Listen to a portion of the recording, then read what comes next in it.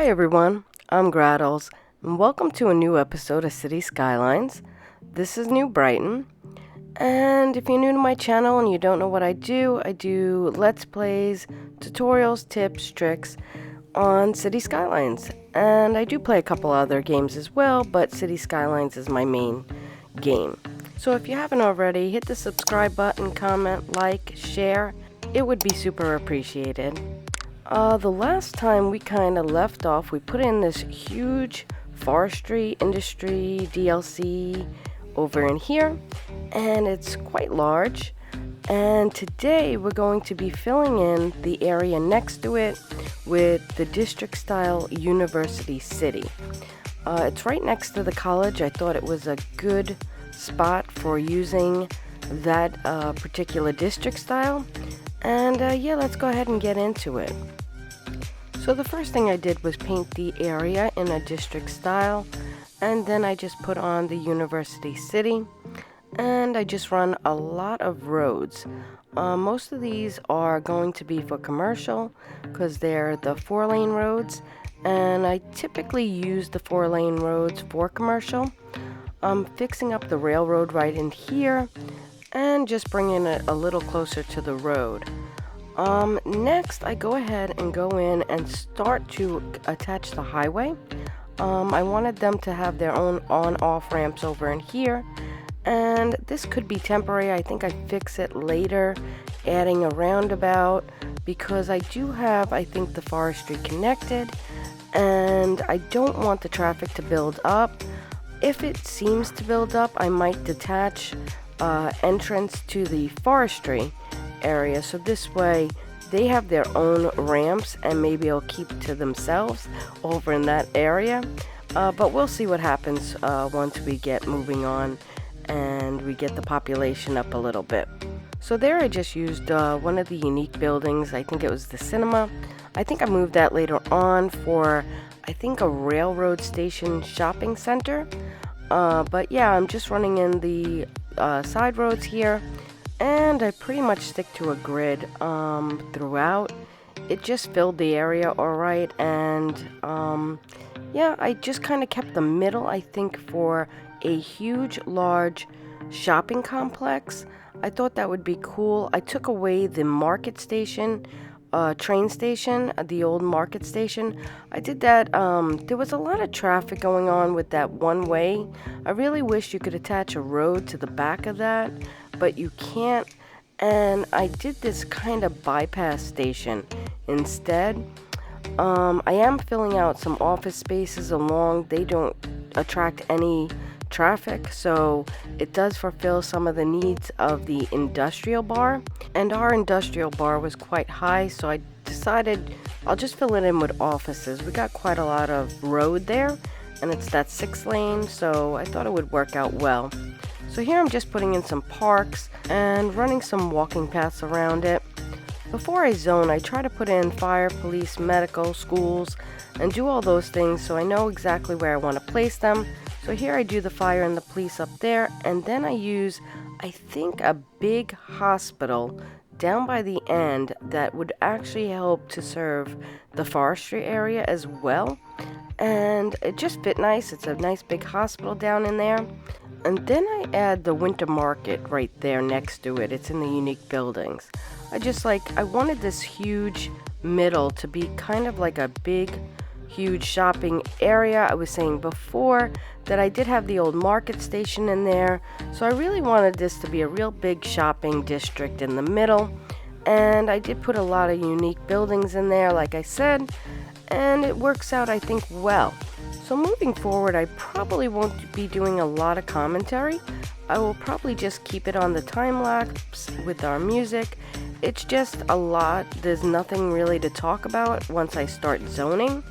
So yeah, I'm just filling in, like I said, some unique buildings in the middle and just a few other things around the outside, and then I start zoning in. Now, the one thing I do want to say before I stop doing commentary is that when I did my zoning, I did these 4x4s, and the whole area was 4x4s.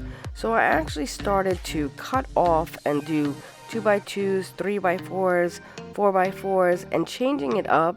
So this way we wouldn't have the same style constantly repeating itself. So I do that in a little bit. You'll see I start breaking it up here.